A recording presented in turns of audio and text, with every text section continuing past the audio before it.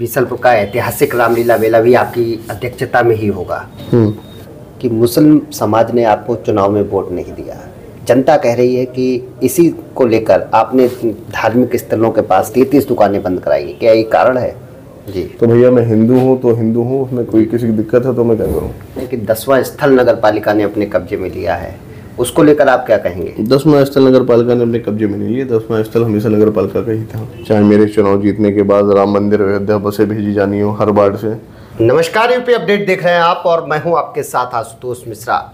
नगर पालिका को करीब 115 दिन शपथ ग्रहण समारोह के बाद हो गए हैं। बीसलपुर नगर पालिका में किस तरह से बीसलपुर की जनता के लिए विकास कार्य किए गए, नगर में चुनाव से पहले जो दावे किए गए, नवनिर्वाचित चेयरमैन है वो कितना खरा उतरे हैं, इस पर बात करने के लिए आज हमारे साथ चेयरमैन प्रतिनिधि अमन जायसवाल निक्की मौजूद हैं। उनसे हम बात करते हैं। सर, बहुत बहुत स्वागत है आपका हमारे खास प्रोग्राम में। धन्यवाद। नगर में बड़ी चर्चाएं थी विकास कार्य को लेकर। लंबे समय से जो चेयरमैन रहे, आप चुनाव से पहले दावा कर रहे थे कोई विकास कार्य नहीं हुआ। आपके 115 दिन होने जा रहे हैं करीब।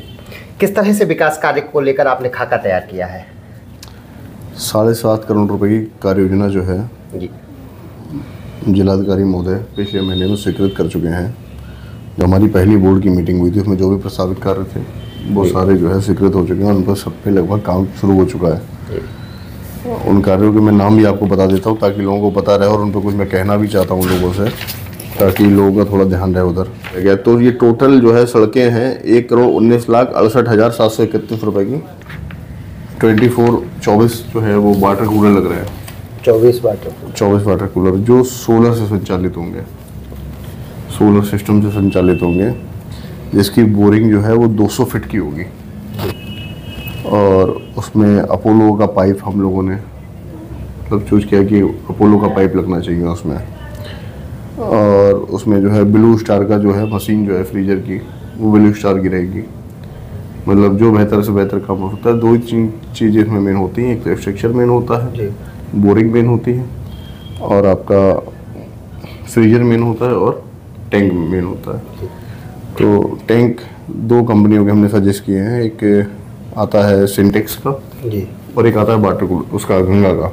तो इन दोनों में से कोई भी जो है टैंक लगेगा और ब्लू स्टार का फ्रीजर लगेगा। और मैं ये कह रहा हूँ कि मैं इन जगहों के नाम बता देता हूँ जहाँ जहाँ ये वाटर कूलर लगने हैं।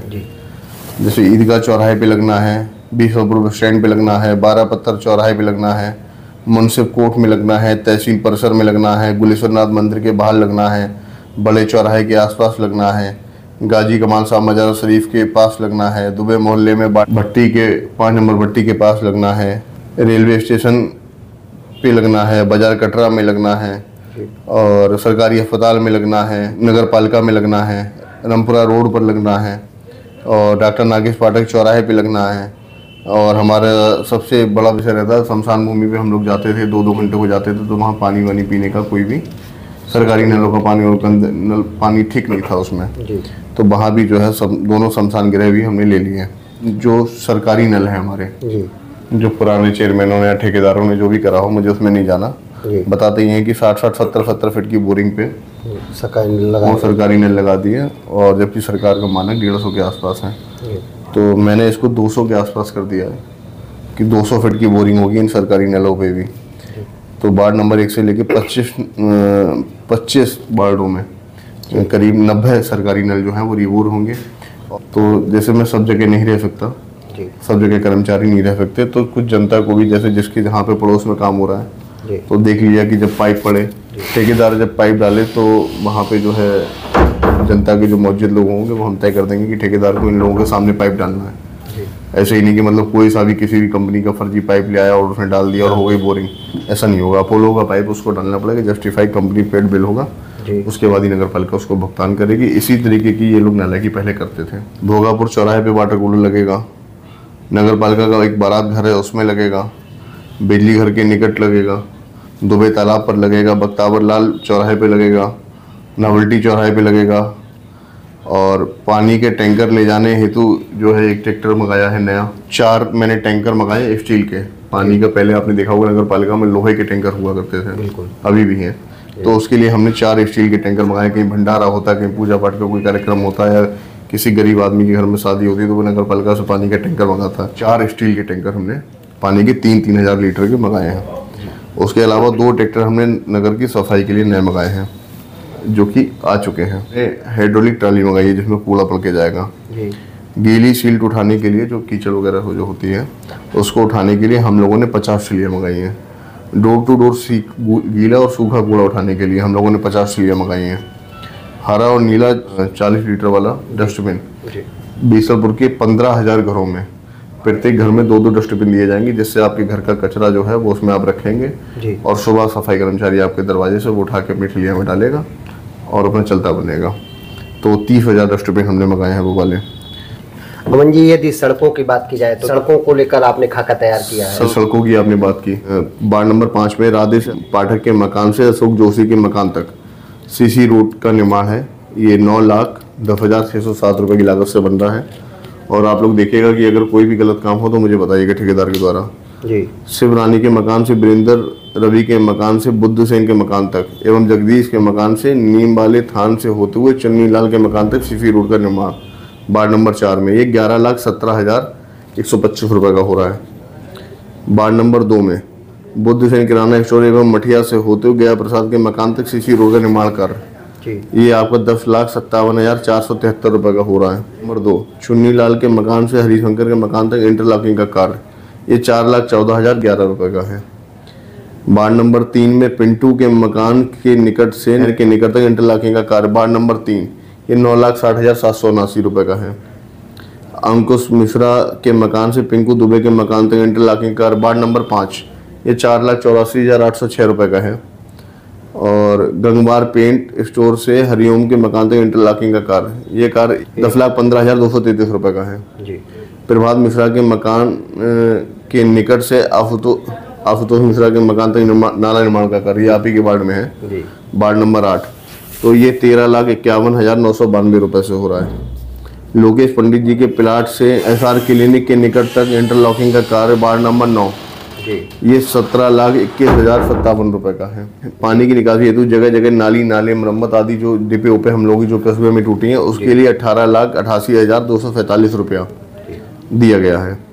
नगर क्षेत्र में पालिका की भूमि एवं तालाब आदि को रिक्त करने के लिए सुरक्षित करने के लिए वायर फेंसिंग करने के लिए 10,04,70 रुपये का एक ये टेंडर किया गया। तो ये टोटल जो है सड़कें हैं 1,19,68,731 रुपये की सड़कें बन रही हैं जो पुरानी कार्य योजना है हमारी। उसके अलावा हमारी पुरानी कार्य योजना में जो काम आज से ये सारे काम मैं आपको वो बता रहा हूँ जो शुरू हो चुके हैं शहर में। हाँ, शुरू हो चुके हैं। अब ये 1272 चौराहे से लेके ज्वाला शरण खाद जगदीश शरण ज्वाला शरण खाद वालों की दुकान तक 120 वाट की लाइट के साथ जो है ये करीब 20 पोल लगेंगे यहाँ पे, जिसकी कीमत 41,46,744 रुपए की। जैसे लाइटें हमारे बड़े बड़े शहरों में लगी होती है, आपने देखा होगा अभी बरेली में भी लगी हैं, उससे अच्छी लग रही हैं अपने यहाँ। तो ज्वाला शरण खाद वालों की दुकान से बैंक ऑफ बड़ौदा तक जो आपका मेन रोड है उसमें करीब जो है 47 पोल आ रहे हैं लाइट के। तो वो सारे पोल जो है फैशनेबल रहेंगे। जैसे हम लोग जाते हैं बड़े शहरों में, चंडीगढ़ है, शिमला है या हरिद्वार में भी मैंने देखा है, या मैं लास्ट टाइम मुंबई गया था तो वहाँ पे भी लगी हुई हैं वो लाइटें। वैसी लाइटें हम लोग लगवा रहे हैं यहाँ पे अपने मेन रोड पे। बैंक ऑफ बड़ौदा से गुरुद्वारे तक करीब 40 पोल हैं जो डिवाइडर्स पे हमारे रहेंगे जी। और जो हम नया डिवाइडर बना रहे हैं उसमें बीच में हम लोग घास और पेड़ लगाने का भी काम करेंगे ताकि उससे सुंदरता और बढ़े। ये हमारी पुरानी कार्य योजना करीब जो है 8 करोड़ रुपए की थी, जिसको मैंने आपको बताया। इसके साथ ही यदि बात की जाए तो शहर में डेंगू मलेरिया से बचाव के लिए आपके द्वारा क्या उपाय नगर पालिका के द्वारा किए जा रहे हैं? डेंगू मलेरिया के द्वारा देखिए एक सरकारी व्यवस्था में थोड़ा सा टाइम लगता है जी। अभी 5-7 दिन पहले हमको पता लगा है तो उसका हमने टेंडर रिकॉल किया है जी। और बहुत जल्दी उसका टेंडर जब हो जाएगा, दवाइयाँ आ जाएंगी, तो मुझे लगता है कि प्रत्येक दिन छिड़काव होगा, फॉगिंग मशीन चलेगी और उसका छिड़काव भी होगा। अमन जी, आपने एक दावा किया था हमारे इंटरव्यू में चुनाव से पहले कि हमारे जो नगर पालिका जो क्षेत्र है यहाँ पर किसी भी तरह का चंदा नहीं किया जाएगा, इसके लिए क्या उपाय अब आपके द्वारा किए जा रहे हैं? नहीं, मैंने कहा था आपसे और मैं भी कह रहा हूँ। और अभी मेरे चेयरमैन बनने के बाद जी 2 कार्यक्रम 3 बल्कि जी। एक तो जन्माष्टमी आई थी, आपने देखा होगा नगर में मेन रोडों पे किस तरीके की सजावट थी। किसी का उसमें 1 रुपए का चंदा नहीं हुआ। और जो लोग भी कस्बे से आए, जिनके छोटे छोटे मंदिर थे, जिनकी जो उन्होंने मुझसे कहा मैंने उनको वो दी है अपनी तरफ से। उनके लिए कोई मतलब ये नहीं कहा कि हमारे यहाँ से आपको ये मिलेगा, आपको जो चाहिए वो आप बोले जाओ। एक तो बात ये हो गई। दूसरी बात, हमारे यहाँ जो है 2 दिन बाद गणेश चौथ आने वाली है। आपको पता ही, मैंने उसमें 3,11,000 रुपये दिया है, क्योंकि आप वहाँ थे। तीसरा, एक साई पालकी हो रही है हमारे यहाँ, उसमें भी मैंने 2 लाख रुपए की मदद की है। ये सब धार्मिक कार्यक्रम है, इसको कहना नहीं चाहिए पैसे के लिए। और इस तरीके से मैंने कहा था कि चाहे वो आपका नए साल में भंडारा हो, हमेशा होता रहेगा। चाहे मेरे चुनाव जीतने के बाद राम मंदिर अयोध्या बसें भेजी जानी हो हर वार्ड से, मंदिर जिस दिन इनॉग्रेशन होगा उसका उद्घाटन होगा, उसके बाद से हम लोग यहाँ से बसें भेजना शुरू कर देंगे। प्रत्येक वार्ड से हम लोग बसें भेजेंगे। ये नहीं कि एक बस भेज दी प्रत्येक वार्ड से, प्रत्येक वार्ड से हम बसें भेजेंगे। और जो भी श्रद्धालु होंगे उनको वहाँ भेजेंगे और उनको दर्शन कराएंगे। दूसरा, मैंने ये कहा था कि जैसे होली पे आपने देखा था, मैंने पिछली बार सजावट कराई थी, इस बार भी उससे भव्य सजावट होगी। जैसे हमारा हनुमान जयंती है, रामनवमी है, गणेश चौथ है, होली है, नया साल का भंडारा है, जो भी धार्मिक कार्यक्रम है उसमें किसी तरीके के कोई चंदे की प्रक्रिया नहीं अपनाई जाएगी। अगर मुझको कोई भी कमेटी के लोग हैं अगर आप कहेंगे तो मैं पूरा प्रोग्राम खुद करवाऊंगा। अमन जी, चर्चा है कि इस बार बीसलपुर का ऐतिहासिक रामलीला मेला भी आपकी अध्यक्षता में ही होगा। ऐसा है कि बहुत सारे लोग आते हैं मेरे पास और कहते हैं कि हमारे बीसलपुर का मेला जो है बिल्कुल ख़त्म होता जा रहा है और कमेटी के लोग इस पर ध्यान नहीं दे रहे हैं। चूँकि उनकी अपनी कमेटी, अपने उनके निर्णय होते हैं। लेकिन हाँ, ये बात ठीक है कि मैं भी बहुत छोटा था तो मैं देखने जाता था मेला, तो हमारे दूर दूर से बहुत बहुत बड़े सर्कस आते थे और बहुत बहुत बड़े हमारे यहाँ जो है मौत के कुएं लगते थे, झूले आते थे, आइसक्रीम की दुकानें लगती थी, बहुत सारे लोग आते थे बाहर से। जिस दिन दशहरा होता था उस दिन लाखों लोग रावण को देखने आते थे मरते हुए, ऐसी शानदार आतिशबाजी होती थी। हाँ, अभी ये सब चीज़ें तो किसी से छुपी नहीं है। इस तरीके से मुझे लगता है कि 20% भी हमारे यहाँ का बीसलपुर में मेला में अब जो दम पहले था वो नहीं रह गया। उसके अगर इजाफे में देखा जाए तो 20% भी उसके सामने नहीं है जो अब मेला होता है। अब कमेटी के लोगों से रिक्वेस्ट करूंगा कि उन्हें इस पर ध्यान देना चाहिए। अमन जी, अभी हाल ही में लोग कह रहे हैं कि 10वां स्थल नगर पालिका ने अपने कब्जे में लिया है, उसको लेकर आप क्या कहेंगे? 10वां स्थल नगर पालिका ने अपने कब्जे में नहीं लिया। 10वां स्थल हमेशा नगर पालिका का ही था जी, और नगर पालिका का नहीं था, वो नगर पालिका का ही है जी। और जब वो पहले 10वां स्थल जिनके पास था, कमेटी वालों के पास, आपने देखी होगी वहाँ की स्थिति क्या थी जी। और आप अभी जाएंगे तो आपको स्थिति वहाँ दिखाई देगी अब क्या है। और मैं आपसे कह रहा हूँ, आज हमारी एक बोर्ड की मीटिंग है, उसमें कुछ प्रस्ताव होने हैं और आप 1 महीने के बाद देखिएगा कि वहाँ की स्थिति अब क्या है, क्या बदलाव। मैं गारंटी के साथ कह सकता हूँ कि वो पीलीभीत जनपद का सबसे सुंदर तालाब होगा। अमन जी, बड़ी चर्चा हो रही थी, लोग व्यापारी चर्चा कर रहे थे क्यों कि ये चर्चा करते हैं कि ये लंबे समय तक 10वां स्थल इस तरीके से नहीं रहेगा, नगर पालिका में अगर कोई दूसरा चेयरमैन कभी भविष्य में आए तो 10वां स्थल खराब हो जाएगा। ये इस पर आप क्या कहना चाहेंगे? दूसरा चेयरमैन आएगा तो मतलब वो इंसान नहीं होगा, जानवर होगा वो। कुछ लोग कह रहे हैं, कुछ लोग जो कह रहे हैं वो व्यक्तिगत अपने लाभ के लिए कह रहे हैं जी, जिनको कुछ काम नहीं करना, जिनको कमियां निकालनी है। मुझसे भी लोग कहते हैं कि कल को कोई चेयरमैन कोई दूसरे उसका बन गया तो दूसरे उसका बन गया होगा तो क्या हो जाएगा, हम लोग मर जाएंगे क्या? हमारी धार्मिक संस्कृति से कोई छेड़छाड़ करेगा तो हम लोग ऐसे ही चुप बैठे रहेंगे क्या? जी नहीं, बिल्कुल है नहीं। नगर पालिका के पास तमाम पैसा होता, तमाम मद होते हैं जी, नगर पालिका उसमें विकास करा सकती है ना। वहाँ क्या स्थिति है, वहाँ तो जो है महिलाओं के लिए जो शौचालय बना था उसमें आदमी 1 मिनट खड़ा नहीं हो सकता, तो उसमें वॉशरूम और नहाने की तो बात ही छोड़ दीजिए आप। अब देखिए जाके मैंने सब नई टाइल वगैरह वो सब चीज़ें वहाँ लगवा दी हैं, पूरा पेंट करा दिया है, वहाँ सफाई करवाई तो कम से कम 20-40 तो कूड़ा निकला। खैर ये तो बहुत छोटी बात है, अभी बहुत सारा काम वहाँ होने जा रहा है। जनता जानना चाहती है अमन जी, किस तरह से उसमें विकास कार्य कराया गया? विकास कार्य की तो स्थिति से उसमें सुंदरता आप लाएंगे? विकास कार्य की स्थिति तो ये है कि उसमें एक तो चारों तरफ इंटरलॉकिंग लगेगी, पैसेज लगेगा, मतलब जिस पे आदमी पैदल चल सके तालाब के चारों तरफ। और बहुत बढ़िया, मतलब इतनी सुंदर लाइटें लगाऊंगा मैं उसमें जी, पालिका के द्वारा लगाई जाएंगी। मैं क्या लगाऊंगा कि आदमी एक बार कहेगा कि हाँ ये लाइटें हमने कहीं शायद देखी नहीं। और उसमें चारों तरफ तालाब के स्टील की रेलिंग कराऊंगा ताकि कल को कोई बच्चा वहाँ घूमने जाए तो हमें गिर ना जाए तालाब में। अंतिम सवाल ये है कि मुस्लिम समाज ने आपको चुनाव में वोट नहीं दिया, जनता कह रही है कि इसी को लेकर आपने धार्मिक स्थलों के पास से मीट की दुकानें 33 दुकानें बंद कराई, क्या ये कारण है?